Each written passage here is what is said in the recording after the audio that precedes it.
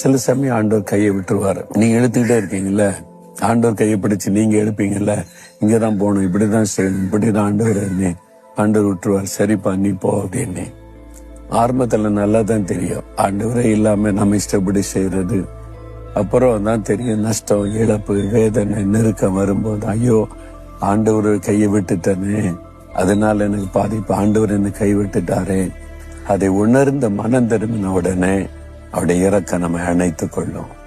அதே மாதிரி தான் இன்னைக்கு ஆண்டவர் சொல்றார், ஆண்டவரும் என்னை மறந்துட்டாரோ கைவிட்டுட்டாரோ நீ கலங்கி நிக்கிறீங்கல்ல, உங்களோட தான் பேசுகிறார். நான் எப்படி உன்னை மறப்பேன், எப்படி உன்னை கைவிடுவேன்?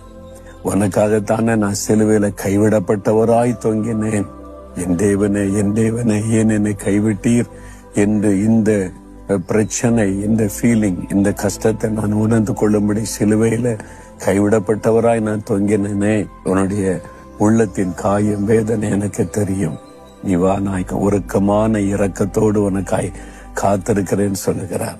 இன்னைக்கு அவருடைய கருத்துக்குள்ள வந்துருங்க, ஆண்டவர் உங்களை அணைத்துக் கொள்ளுவார்.